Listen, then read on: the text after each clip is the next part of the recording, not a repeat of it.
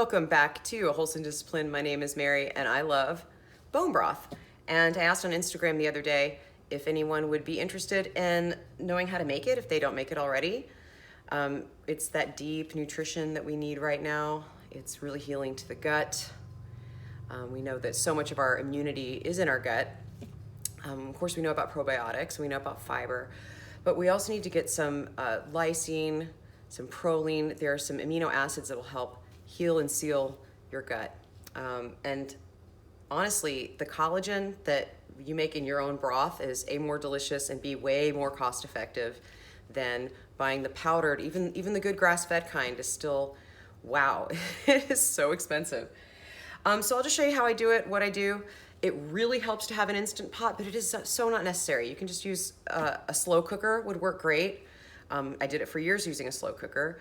You can also just use a pot on the stove. Just be careful because it's a flame, you know. If you have an electric stove, maybe it's not that big of a concern, but I have a gas stove. So this is my chicken glove. Of course, you can use dedicated tongs for the raw meat. First things first, the hardest part for me in making good bone broth is finding good bones. And I'm really lucky. I live pretty close to Georgetown, Texas. Just down the road, I go to the Dyer Mercantile once a week. They're just a little store. They're also a family farm, of course, and ranch, but they have a little store where they have refrigerators full of everyone around them's produce and meat and eggs, and it's super cool. They're just the best. And they've been doing you order online and pick it up, and you have a little cooler with your name on it. I love it. And so I have been really making a lot of broth. Yes, this is a chicken foot. This is going to be where most of your collagen is coming in clutch. Now, if you don't have these fancy things and you just roasted a chicken, you've got bones on hand, there you go. But what your chicken probably doesn't have are these, and this is clutch for your broth. You can, of course, use bones from any animal you want, and you can do them without any bones whatsoever and just use vegetables with the same method. In fact, I read an article saying that most of the vitamin and mineral content they think comes out of bone broth. It's really the vegetables that you're cooking it in, right? So it's all good stuff, however you do it. If you're vegan or vegetarian, by all means, don't worry about it. I've also read that you can put eggshells in your broth to up the calcium. So just an idea. Okay, so if you're like me, I have chickens, but there's only so much. I eat a lot of vegetables. I know you don't hear that from people who do keto very often. I eat a lot of vegetables. My chickens get first dibs on the really good stuff, but especially celery, onions, cabbage, any of this stuff goes into the freezer, and once it gets full, I make some broth. So dump it in there. There we go. All right. Chicken. Put the chicken in. I'm telling you about these feet, y'all. I know it looks, I swear, I think my husband, I think he was real scared when we first got together, when he saw us, when I had the slow cooker, you know, which is a lot more visible to the person walking by. It looked like he'd married a witch, as if the homemade kombucha wasn't scary enough. My cauldron, God bless him. All right, so obviously chicken, water, please use filtered water or distilled water. Not chicken, bones, water, and vegetables of your choice. Try not to use any citrus. That's a bad scene. I've done it. And don't use too much garlic. That can get bitter. I'm not sure why exactly. You know, garlic's funny like that. A couple of tablespoons of apple cider vinegar just to help kind of leach it out. Leach out the goodness from the bones. I like to put a bunch of peppercorns in mine. And of course a little knob of ginger. Never hurt anyone, unless you're allergic, of course. Now you can also make like a pho, right? With some star anise, maybe a stick of cinnamon. You know, you can go crazy with the seasoning. I like to keep it pretty basic just because I want to use it in different preparations, and I don't want my broth to taste too much of any one type of cuisine, if that makes sense. I want it to be kind of a shapeshifter and versatile. You're gonna fill it up to the line. This is enough bones actually to do 2 whole pots of it. So just know that you can really stretch it out and make it, this is gonna be 2 hours, so make it a 4-hour long thing. And I'm gonna stop the thing now. All right, guys, so this is my Instant Pot. Probably needs a good deep clean. Not yet, we're not finished with her yet. You might wanna make sure it's plugged in. Been there, done that. I thought for sure, oh great, my Instant Pot just stopped working in the middle of the pandemic. No, I just hadn't plugged it in. You want to make sure that your valve here in the back is closed. Okay, so it doesn't, where it says steam, no steaming, thank you. And then we're going to set it. Pressure cook, it should be it, yeah. Set it to an hour and 20 minutes, and I hate to say it, but set it and forget it. Hey guys, just a little check-in here. We're not ready to strain it yet. I just wanted to show you what the pot will do. It basically beeps forever once it counts down from 2 hours. Right now it's on low, and it's been on low for about 20 minutes. I like to do the manual release, or is it natural release? I think it's natural release.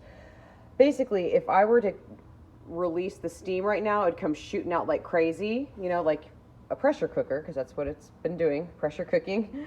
And I don't want to deal with that, so I'm just going to let it do its thing. It usually takes about an hour, okay? So even though, you know, you think, oh, I can have bone broth in 2 hours, it's actually about 30 minutes, well, 20 minutes maybe, to warm all the way up and get pressurized and going, and then at least another half hour to an hour to let the pressure naturally release itself and come back down. Just a word. So just if you're trying to budget for time, give yourself at least 3 hours to make this. It sure beats the 24 hours it used to take with the slow cooker, right? All right, I'll see you in a little bit. All right, guys, so from hard-earned experience, learn to do this in the sink. Trust me on this. Now I happen to have a handy dandy strainer that goes over my sink, which looks a little gross right now. I just rinsed out some kale. Okay, so this guy, oh, poor Buddha, right? My Buddha butter, he's missing his nose. Okay, sorry. All right, so it's been an hour and 38 minutes. I got busy. We're gonna take off, let's pull it forward. It makes such pleasant sounds. Woo, good times. Yeah, it looks super gross, but trust me, it's the nectar of the gods. Okay, I feel like Alton Brown today. I know my dehydrator is, I told you I'm blowing up my dehydrator and my Instant Pot. It needs to be cleaned again, clearly.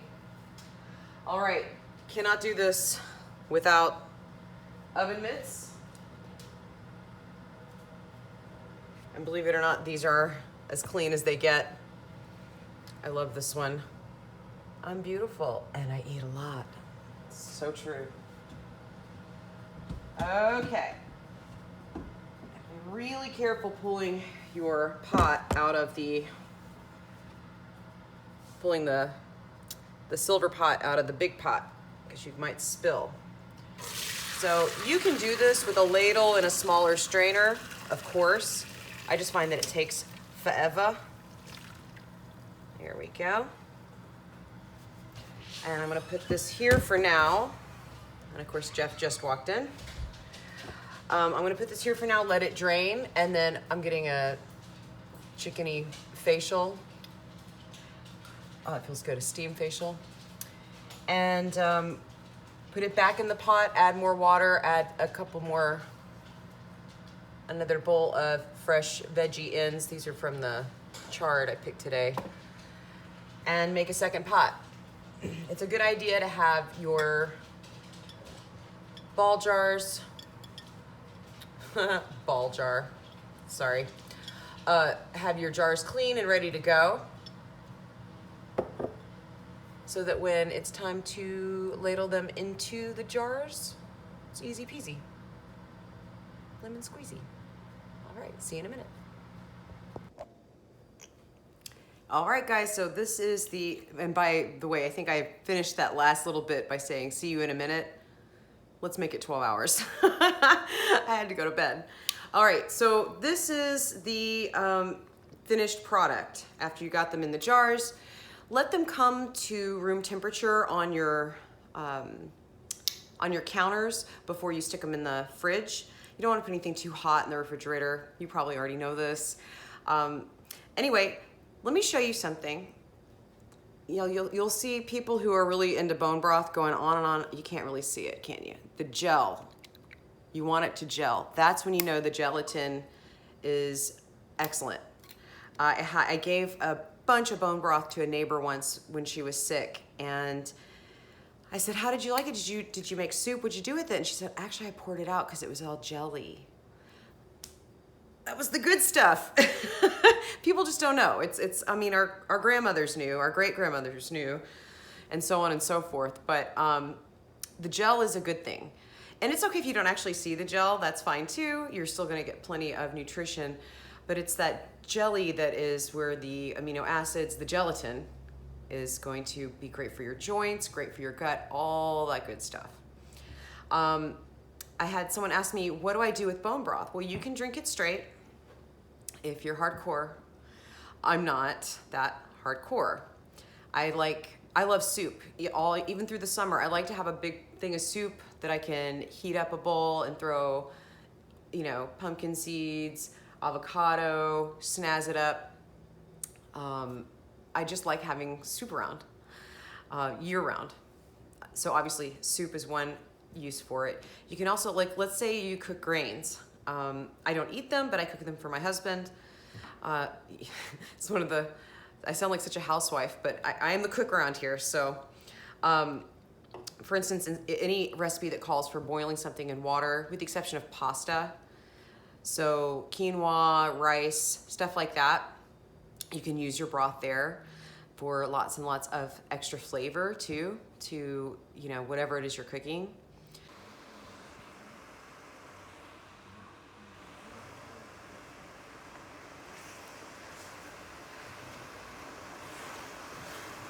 Obviously freeze them, which is great. If you make, like for instance, I made a double batch last night, a bunch of that stuff, like those green bottles you saw, those green jars are all in the freezer already. So you don't have to like consistently make bone broth all the time. You can freeze it, put it away, freeze is great. So if you have any uses that I'm not thinking of for your broth or how you sneak it into the diet, please let me know down below in the comments. And of course, if you have any more questions or if I forgot something, I'm sure I did. This is my first kind of cooking type video. Please let me know, and I'll do my very best to address your questions or your suggestions in the future. And once again, I want to thank you so much. I hope that you found this helpful, and I hope that you drink bone broth. Maybe not straight, but ingest it. And I hope it's delicious and that it serves you well and keeps you healthy right now and always. And be sure to share, like, and subscribe, all that good stuff. And I'll see you next time on A Wholesome Discipline. Bye. Happy souping.